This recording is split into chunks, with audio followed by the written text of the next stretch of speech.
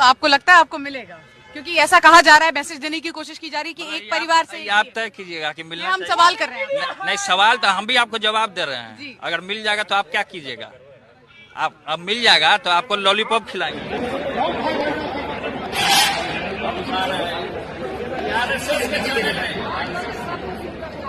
नरेंद्र मोदी जी पलटू चाचा हैं और आप भाजपा और आरएसएस के बहुत बड़े एजेंट हैं जो एंकर बन के बैठे हैं। जय भीम, जय भीम। अब आप जय श्री राम लगाइए, हम जय भीम लगावे।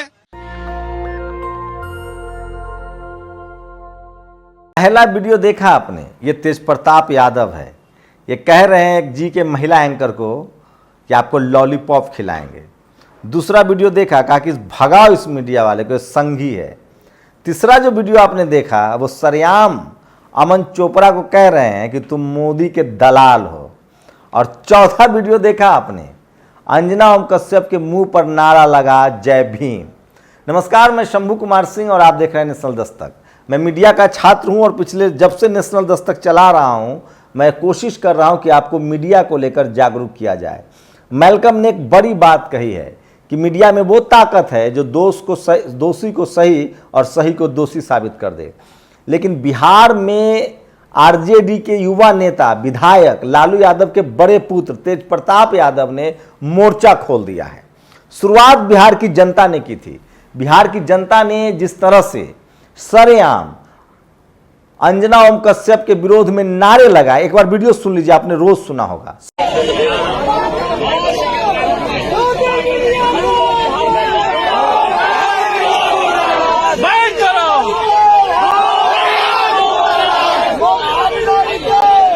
सुना आपने?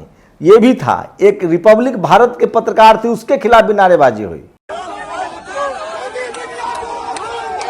यही नहीं रुकी बात, विधानसभा में जब अंजना ओम कश्यप शो कर रही थी तो वहां एक ओबीसी के विधायक ने कहा कि जय श्री राम का काट है जय भीम। तो क्या यह तय हो गया है कि अब देश के जो मनुवादी, जातिवादी, ब्राह्मणवादी मीडिया हैं उनको लोग बर्दाश्त करने के मूड में नहीं है? लेकिन रूबिका लियाकत तो 2 कदम आगे बढ़ गई। उन्होंने पूरे बिहार के लोगों को जाहिल कह दिया और अंजना ओम कश्यप उनके लिए शेरनी है। सोचिए, मीडिया के बेसिक्स में बता रहा हूं।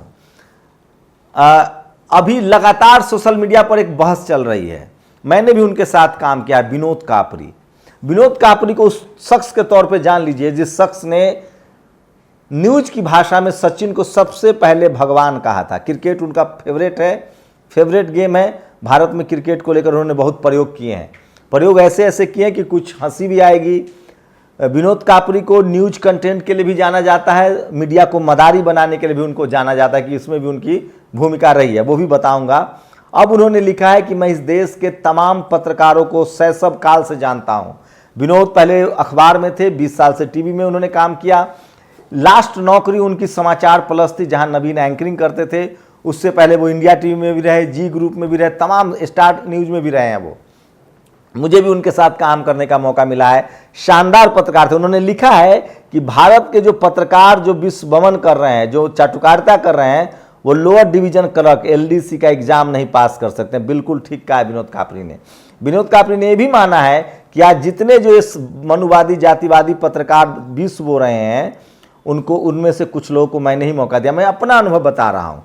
मैं उस समय सुधीर चौधरी के साथ लाइव इंडिया में नौकरी करता था। मैं इंडिया टीवी में टेस्ट देने गया। टेस्ट दे के मैं आ गया, मुझे 3-4 दिन बाद कॉल आया। विनोद कापरी ने मेरा इंटरव्यू लिया। उन्होंने सिर्फ एक बात पूछा, चेकोस्लोवाकिया का स्पेलिंग बता दो, नौकरी दे दूंगा। सोचिए, मेरी किस्मत अच्छी थी, मुझे वो स्पेलिंग याद था और मुझे नौकरी मिल गई। कॉपी भी लिखा था। उसी इंडिया टीवी में दोबारा एक बार गया जब मैं नेशनल दस्तक में आ गया था। और नेशनल दस्तक में मुझे कहा गया, अशोक जी ने कहा कि तुम्हारा फ्यूचर खराब हो जाएगा, यहाँ कुछ रखा नहीं है। मैं इंडिया टीवी से आ गया था वापस जी में। जी से फिर मैं नौकरी छोड़ के मैं नेशनल दस्तक में काम कर रहा था। ये इसलिए बता रहा हूँ कि मीडिया का चरित्र समझिए। उसके बाद मैं फिर गया इंडिया टीवी में। मुझे कहा गया कि अब अजीत अंजुम संपादक बन गए हैं, आपको कॉपी लिखना पड़ेगा। मैंने कहा ठीक है, कोई बात नहीं। अनीता शर्मा ने मुझे कहा, मैंने कॉपी लिखी। कॉपी लिख के मैं आ गया। दूसरे दिन मुझे कॉल आ गया। अजीत अंजुम उस समय संपादक हो गए थे, विनोद कापरी ने इस्तीफा दे दिया था। अजीत अंजुम इंटरव्यू पैनल में थे। मेरे पीछे कौन लोग इंटरव्यू में थे, वो मेरे पुराने साथी थे, मैं उनके बारे में जानता हूँ। मेरा अजीत अंजुम ने कॉपी देखा, उनकी लाइन थी कि तुम तो अभी भी हाथ से अच्छा लिखते हो, मेरी तारीफ थी उसमें। मैंने कहा थैंक यू सर। सब कुछ तय हो गया, मेरी सैलरी स्लिप चली गई, इंक्रीमेंट हो गया। उसके बाद मुझसे पूछा गया, एचआर का जो एक टंडन था ब्राह्मणवादी, उसने पूछा कि शंभू कुमार जी आप इंडिया टीवी में नौकरी करते थे, फिर छोड़ के चले गए, फिर छोड़ के चले आइएगा। एक रमेश परिदा है, बड़े सीनियर आदमी हैं, उन्होंने कहा कि आपकी आंखों में दिखना चाहिए इंडिया टीवी के लिए प्यार। मैंने कहा सर आपको तो रमेश परिदा जी की अंग्रेजी अच्छी है, मैंने कहा आपको तो नौकरी मिलेगी न्यूयॉर्क टाइम्स में तो आप नहीं जाएंगे। ये बात उनको खटक गई। मुझसे पूछा गया कि आप किस चैनल को अच्छा मानते हैं। मुझे उस समय लगा जो मैंने कहा NDTV India is good, balance news चलती है। उसके भाई बात साहब, उसके बाद तो पूरे इंटरव्यू पैनल में सहमत आ गई। मैंने तय किया कि मैं अब नौकरी नहीं करूंगा। मैंने कहा आपको नौकरी देना है तो दीजिए, नहीं तो नौकरी रखिए। और मैं दोबारा फिर आया और मैंने नेशनल दस्तक में काम करना मुकम्मल माना कि अब मुझे यही करना है। मैं ये बात क्यों बता रहा हूँ, बिल्कुल ये सच है कि टीवी में जाति देखकर धर्म देखकर नौकरी दी जाती है। विनोद कापरी उसमें अब बाद हैं। विनोद कापरी ने मेरिट के नाम पर भी नौकरियां दी है, लेकिन मीडिया को सबसे ज़्यादा कर्मकांड में विनोद जी ने धकेला है। बीन बजाना, सोने वाली मछली, ऐसे प्रोग्राम बनाए हैं। मैंने खुद इन्हीं हाथों से बहुत सारे प्रोग्राम्स सुधीर के लिए बनाए हैं जब मैं लाइव इंडिया में था।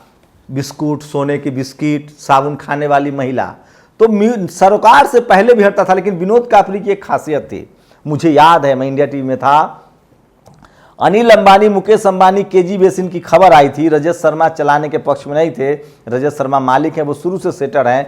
विनोद कापरी आए, उन्होंने कहा कि कब तक मालिक की बात सुनोगे, खबर है, पत्रकार हो, खबर तो चलनी चाहिए। अगर मालिक आएगा तो खबर हटा देना, लेकिन खबर तुम्हारी जिम्मेदारी है कि चला दो।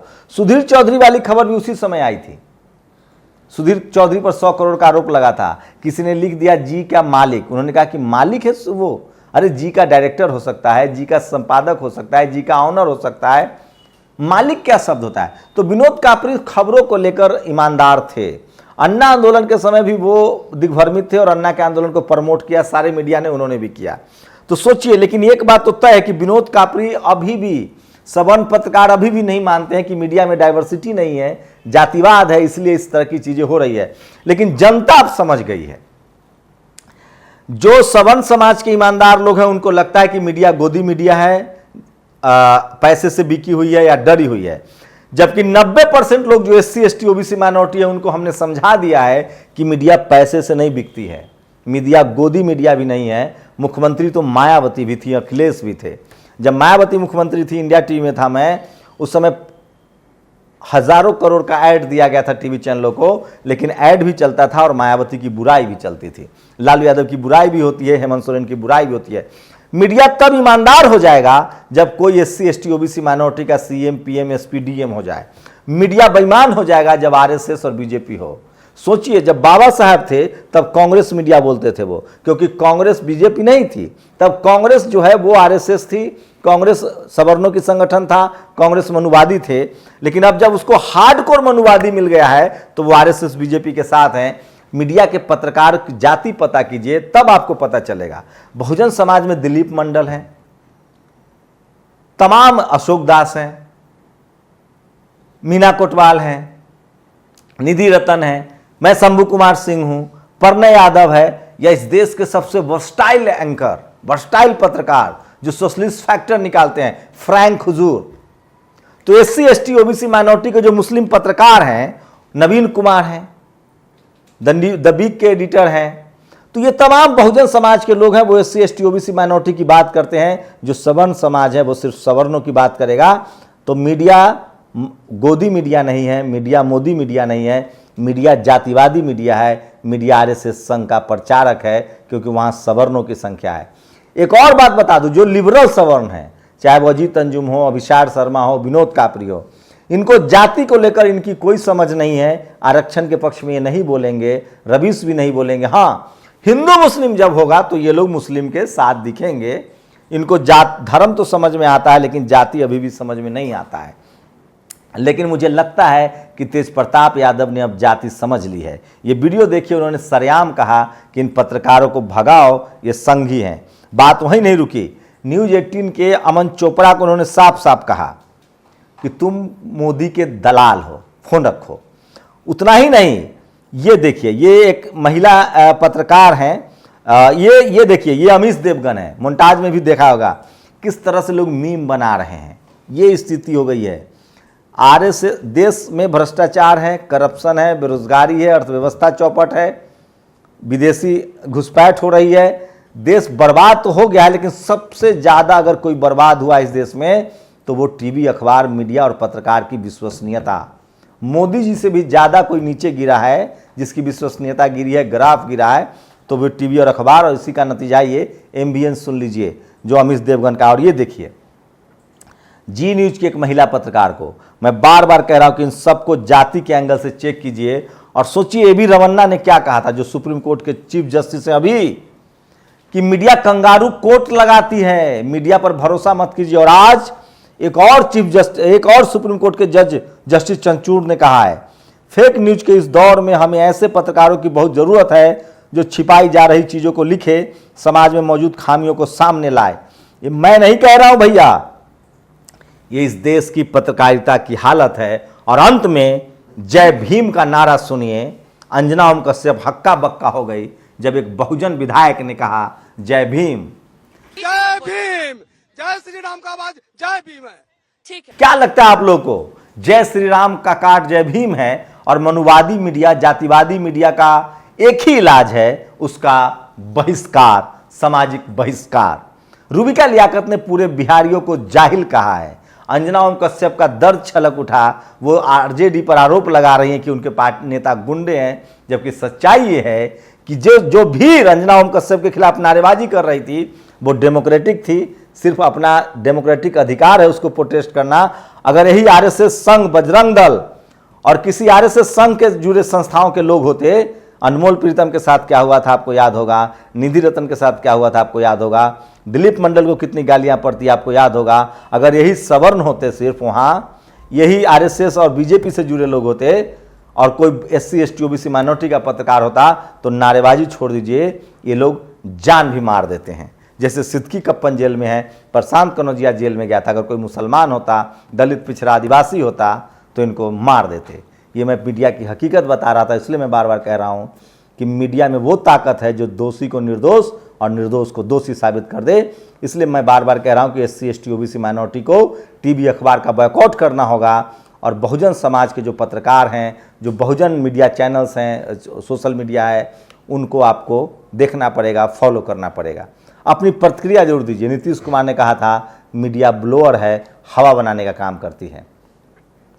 आप लोग की प्रतिक्रिया क्या है? अपनी प्रतिक्रिया जरूर दीजिए। क्या भारत के मनुवादी, जातिवादी, ब्राह्मणवादी मीडिया को देखना छोड़ देना चाहिए या अभी भी उसको सुधरने की गुंजाइश है? शुक्रिया। नेशनल दस्तक की आपसे गुजारिश है कि अगर इसको बचाना चाहते हैं तो नेशनल दस्तक को सब्सक्राइब करने के लिए रेड कलर के सब्सक्राइब बटन को दबाएं, फिर बेल आइकन की घंटी दबाएं। नेशनल दस्तक को बचाने के लिए बहुत जरूरी है कि हर खबर को शेयर करें, लाइक करें, कमेंट जरूर करें।